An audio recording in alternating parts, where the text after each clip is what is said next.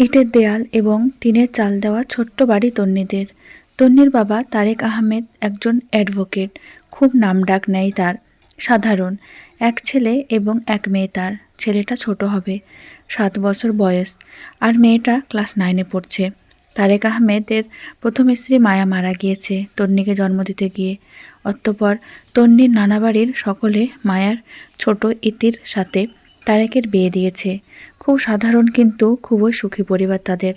ইতি তন্নিকে ঠিক ভালোবাসে নাকি বাসে না, এটা তন্নি বুঝতে পারে না। তবে সারাক্ষণ বাবা মায়ের কড়া শাসনে বেড়ে উঠেছে তন্নি।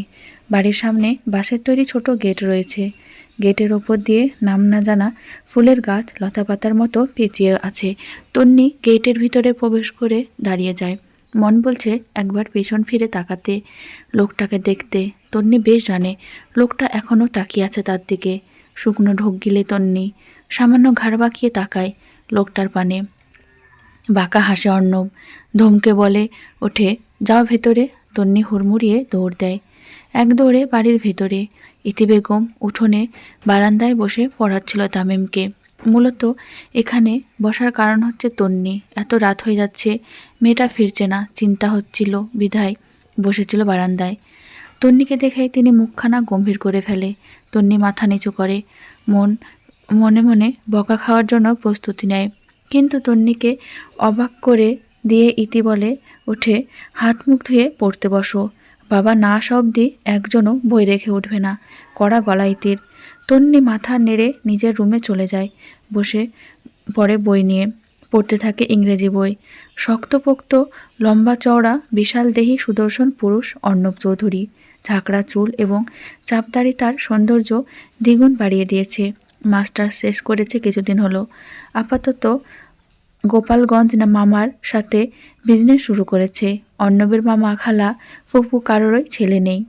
দুটো ফুপির 4টা মেয়ে, একটা মামার 2টো মেয়ে এবং একটা খালার 1টা মেয়ে। তাই সকলের খুব আদরের অর্ণব। রাতে ভালো ঘুম হয়নি অর্ণবের। বিয়ে করার বয়স 27 বছর পেরিয়ে 28 বছরে পা রাখবে 2 মাস বাদেই। পাক্কা বিয়ের বয়স চলছে, কিন্তু বিয়ে হচ্ছে না। ঘুম হবে কি করে? ড্রয়িং রুমে সোফায় বসে ফোনে গেমস খেলছে অর্ণব।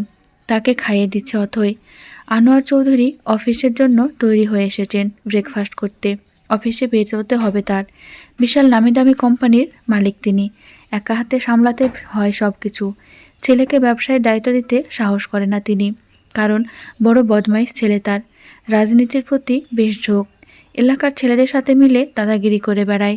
সেই জন্যই একমাত্র কলিজার টুকরোকে গোপালগঞ্জ রাখতে বাধ্য হয়েছে।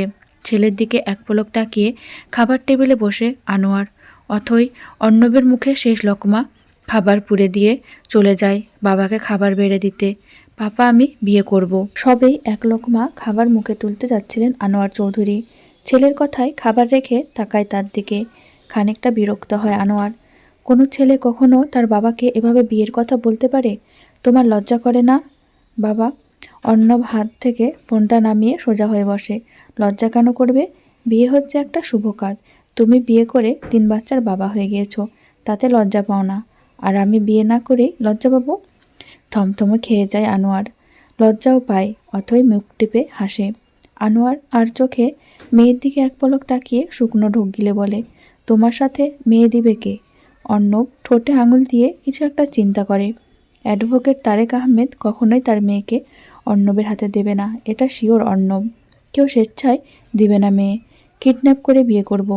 মেয়ে ঠিক করে ফেলেছি। এবার তুমি হ্যাঁ বললেই দুজনে মিলে যাব কিডন্যাপ করতে। বিষম খায় আনোয়ার। ঢকঢক করে 1 গ্লাস পানি খেয়ে নেয়। অতঃপর দাঁতে দাঁত চেপে বলে, লেজ ছাড়া বাদর একটা। অর্ণব মুখ বেঁকায়। আবারও গেমস খেলায় মনোযোগ দিয়ে বলে, তোমার বার্থডের আগের দিন মেয়ে তুলে আনবো এবং রাত 12টায় বিয়ে করে তোমার বার্থডে গিফট দেব।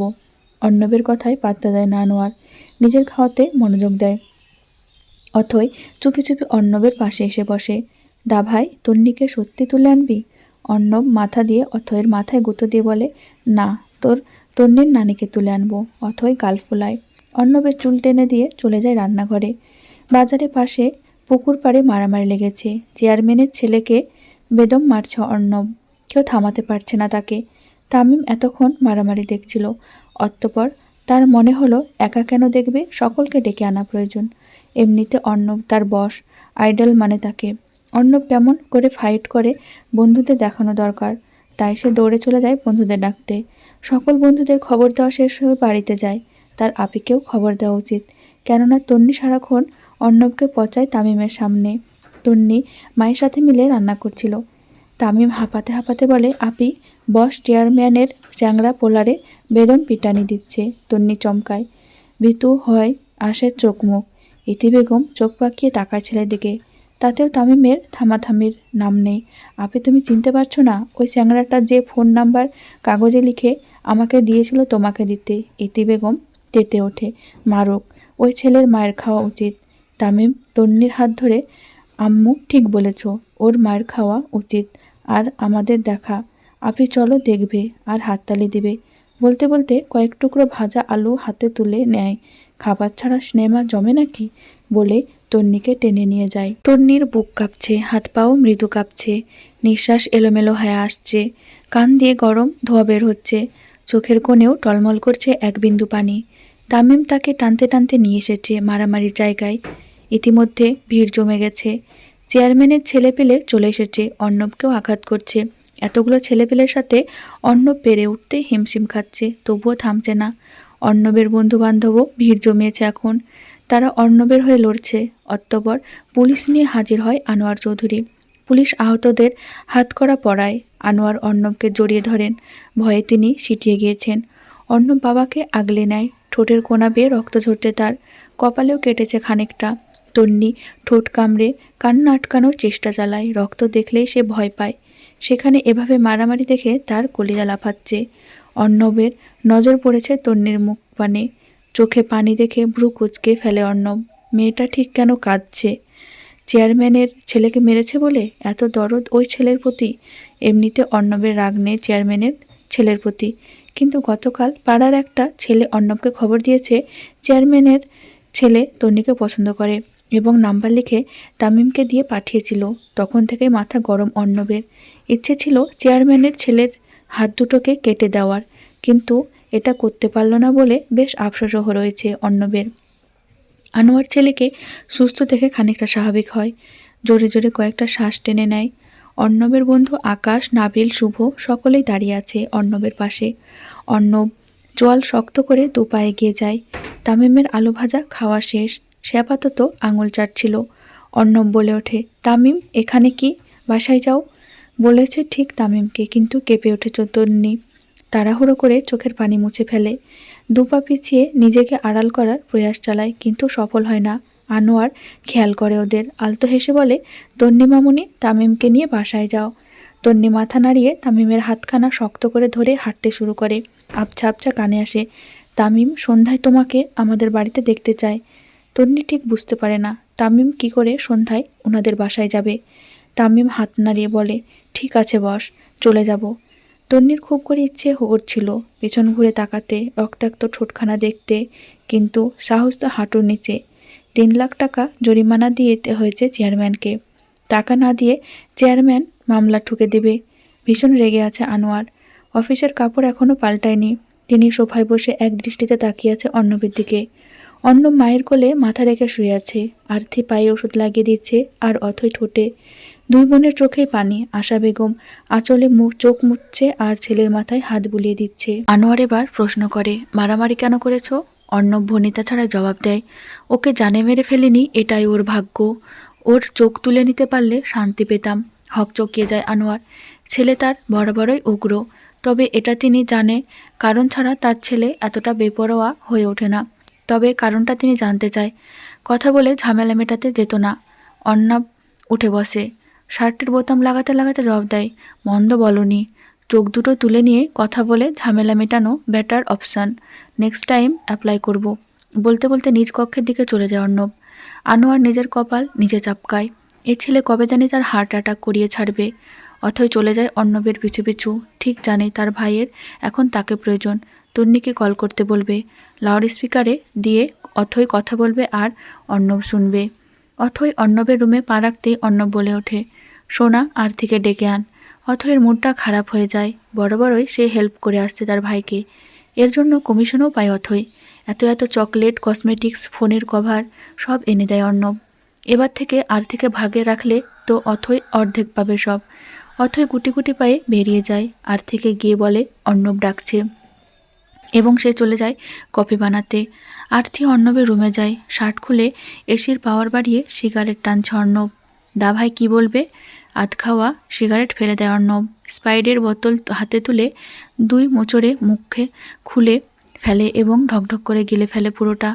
অতঃপর বোতল ফেলে এগিয়ে যায় আর্থির দিকে। আমি 2 দিনের জন্য অথয় তন্নিকে নিয়ে বেরোতে চাই, ম্যানেজ করে দে। শুকনো ঢোক গেলে আর্থি, এই কাজ করবি কি করে? কালকেই বেরিয়ে পড়বো, তোর ফোন নিয়ে আয়, আমার সামনেই কল করে ম্যানেজ করবি। আর হ্যাঁ, অথয়কে বলবি না। আর্থি মাথা নাড়িয়ে চলে যায়। অর্ণব পকেট থেকে ফোন বের করে ডায়াল করে কোনো একটা নাম্বারে। রিং হওয়ার সাথে সাথে রিসিভ হয়। মামা, তোমাদের বৌমাকে নিয়ে আসছি কাল, মামিকে জানিয়ে রেখো। ওপাশের মানুষটিকে কিছু বলার সুযোগ না দিয়ে কল কাটে অর্ণব। তারেক রহমান প্রচণ্ড রেগে আছে। তার রাগের কারণ হচ্ছে অর্ণব। বড়লোকদের বড় বড় কারবার, ইচ্ছে হবে কাউকে বিনা অপরাধে বেতন পেটাবে এবং মোটা টাকা ঘুষ দিয়ে পুলিশের মুখ বন্ধ করে দেবে। বড়লোকদের জন্য সাধারণ মানুষদের বেঁচে থাকার কষ্টকর হয়ে গেছে। তন্নি এবং তামিম বই নিয়ে বসে আছে। এখন বই রেখে উঠলে বাবা দিবে এক ধমক। ওইদিকে অর্ণবের জন্য চিন্তাও হচ্ছে তন্নির। মানুষটা যতই তন্নির শত্রু হোক, তারপরও একটা মায়া কাজ করে। তাছাড়া মানুষটা আঘাত পেলে অথই ভীষণ কষ্ট পায়। তন্নির এসব ভাবনা চিন্তার মাঝে তারেক রহমানের ফোন বেজে ওঠে। ফোনে নিউজ দেখছিলেন তিনি। কল আসাতে একটু বিরক্তই হয়। সেভ করা নাম্বার। চৌধুরী বাড়ি হতে কল এসেছে। রাগ দমিয়ে কল রিসিভ করে তারেক। আর্থি সালাম জানিয়ে খবরাখবর জিজ্ঞেস করে অতঃপর বলে ফেলে, আঙ্কেল, আমি নানু বাড়ি বেড়াতে যাব, তন্নিকে সাথে নিতে চাচ্ছি, প্লিজ অনুমতি দিবেন। তারেক স্পষ্ট গলায় বলে, সরি মা, তন্নি যাবে না, ভালো থেকো, সময় করে বেড়াতে এসো বলেই কল কেটে দেয় তিনি। আর্থিক শুকনো ঢোক গিলে তাকায় অর্ণবের মুখ পানে। ওই শালার নাকের ডগা দিয়ে তার মেয়েকে নিয়ে যাব আমি। দা ভাই, শ্বশুরকে শালা বললে তো মেয়ে দিবে না, তার অনুমতি নিবে কে? জাস্ট তুলে নিয়ে বিয়ে করে ফেলবো। ফেব্রুয়ারি মাসটা একটু বেশি সুন্দর। বসন্তের আমেজ দেখা যায়, গাছে গাছে ফুল, নাতিশীতোষ্ণ তাপমাত্রা।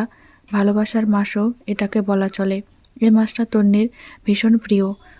এই মাসের 14 তারিখ জন্ম হয়েছে তার। তন্নি অথয়ের থেকে জেনেছিল ফেব্রুয়ারি 24 তারিখ অর্ণবের জন্মদিন। ফেব্রুয়ারি 4 তারিখ আজকে। তন্নির ঘুম ভাঙে বাবার চেঁচামেচিতে। বেরোতে হবে তার, কিন্তু এখনও রান্না শেষ হয়নি, এটা নিয়েই তার হম্বিতম্বি। তন্নি আড়মোড়া ভেঙে উঠে বসে।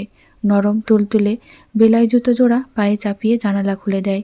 এক ফালি মিষ্টি রোদ তন্নির চোখে মুখে আঁচড়ে পড়ে। মুহূর্তেই ঠোঁটের কোণে হাসি ফুটে ওঠে। চোখ বন্ধ করে সকালের মিষ্টি রোদ গায়ে মাখতে থাকে। ভালো লাগায় মন ছুঁয়ে যায়। স্কুলে যেতে হবে তাকে, তাই বেশিক্ষণ দাঁড়িয়ে থাকতে পারে না। দ্রুত ফ্রেশ হয়ে রুম থেকে বের হয়। তারেক খাবারের প্লেট নিয়ে বসে আছে। প্রতিদিন সকাল এবং রাতের খাবারটা তিনি ছেলে মেয়ের সাথে খায়। তন্নি এবং তামিম বসতেই খেতে শুরু করেন তারেক। স্কুল ড্রেস পরে সাদা হিজাব দিয়ে মাথা ঢেকেছে তন্নি। জুতো জোড়া পায়ে চাপিয়ে ব্যাগ কাঁধে বেরিয়ে পড়ে। ইতি বেগম তামিমকে স্কুল দিতে গিয়েছে বিধায় তাকে বলে যেতে পারে না। গেট পেরিয়ে মেন রোডে পা রাখতেই কালো রঙের গাড়িখানা চোখে পড়ে তন্নির। মুহূর্তে কাচুমাচু হয়ে যায়। কাঁধ থেকে ব্যাগ খুলে শক্ত করে বুকের সাথে চেপে ধরে মাথা নিচু করে ফেলে। মনে মনে ভাবতে থাকে, এই লোকটা আজকেও যায়নি। গাড়ির কাছাকাছি যত এগোচ্ছে তন্নির পা জোড়া তত কাঁপতে থাকে, যেন তার পা পেকে যাচ্ছে, মাঝখান থেকে ভেঙে যাচ্ছে, যে কোনো মুহূর্তেই ঠাস করে পড়ে যায়। কি যে একটা অবস্থা! নিজের ওপর নিজেই বিরক্ত তন্নি। কালো গ্লাস নামিয়ে ফেলে অর্ণব। গম্ভীর চোখ দুটো তন্নির দিকে আবদ্ধ করে। এতে তন্নির কাঁপাকাঁপি আরও বাড়তে থাকে। না তাকে বুঝতে পারে অর্ণবের ধারালো দৃষ্টি। তন্নি মনে মনে ভেবে নেয় একদম তাকানো যাবে না, মানে করে কেটে পড়তে হবে। চোখ মুখ খিচে গাড়ির পাশ কাটিয়ে তন্নি চলে যাবে, সেই মুহূর্তে গম্ভীর কণ্ঠস্বর ভেসে আসে, গাড়িতে উঠো। তন্নির পা জোড়া থেমে যায়, চোখ মুখ খিচে বন্ধ করে ফেলে, যেন এই মুহূর্তে চুরি করতে গিয়ে ধরা খেয়ে গেছে। খানিকটা সময় নিয়ে চোখ খুলে তন্নি জিভ দ্বারা ঠোঁট ভিজিয়ে অর্ণবের দিকে ঘুরে। অর্ণবকে বেশ ধৈর্যশীল দেখাচ্ছে। সে কোনো তাড়া দিচ্ছে না তন্নিকে, বরং শান্ত দৃষ্টিতে তাকিয়ে পর্যবেক্ষণ করছে। তন্নি শুকনো ডোক গিলে রিনরিনিয়ে জবাব দেয়, ক্লাস টেস্ট এক্সাম আছে, আমার যেতে হবে। দুই ভ্রু আড়াআড়িভাবে কুঁচকে ফেলে অর্ণব। সাহস দেখে খানিকটা রাগ হয় অর্ণবের। ধমকের স্বরে বলে ওঠে, মুখে মুখে তর্ক করছো? মাঝে মধ্যে তন্নির ইচ্ছে করে পৃথিবী থেকে বিলীন হয়ে যেতে। মানুষ এমন কিভাবে করতে পারে? চোখে পানি জমে তন্নির। কখন তর্ক করলো সে? শুধু জানালো এক্সামের কথা। এই মেয়ে, তোকে লাস্টবার গাড়িতে উঠতে বলেছি। তন্নি চুপচাপ গাড়ির দরজা খুলে বসে পড়ে। মনে মনে প্রতিজ্ঞা করে একদম কথা বলবে না, যেখানে খুশি নিয়ে যাক বা কেটে ফেলুক। অর্ণব আর চোখে এক পলক দেখে নেয় তন্নির টকটকে লাল নাকখানা। চোখে পানি টলমল করছে, ঠিক আছে, তাই বলে এইটুকু সময়ের মধ্যে নাকও লাল হয়? ইন্টারেস্টিং বিষয়টা। অর্ণব ঠোঁট বাঁকিয়ে ঝাঁকড়া চুলে হাত বুলায়। অতঃপর নরম গলায় বলে, সিট বেল্ট আমি বেঁধে দেব? তাড়াহুড়ো করে সিট বেল্ট লাগায় তন্নি। দুই গাল বেয়ে দুফোঁটা পানি গড়িয়ে পড়ে, সেটাও হাতের উল্টো পিঠে মুছে ফেলে। অর্ণব বাঁকা চোখে এক নজর দেখে গাড়ি চালাতে শুরু করে। তন্নি একটু পরপর হাত ঘড়ি দেখছে। 10টায় এক্সাম শুরু হবে, এখন বাজে 9:35। গাড়ি কোন দিকে যাচ্ছে এটাও বুঝতে পারছে না তন্নি। যেদিকে যাক, অ্যাটলিস্ট স্কুলের দিকে যাচ্ছে না। কয়েকবার জিজ্ঞেস করতে গিয়েও ফিরে এসেছে সে। জিজ্ঞেস করলে দেবে একটা ধমক। এতক্ষণে তন্নির নজর পড়ে অর্ণবের ঠোঁটের দিকে। কালো দাগ হয়ে আছে, কপালে অন টাইম ব্যান্ডেজ লাগানো। মনে মনে বলে তন্নি, বেশ হয়েছে, হাত পা ভেঙে পড়ে থাকতে আরও বেশ হতো।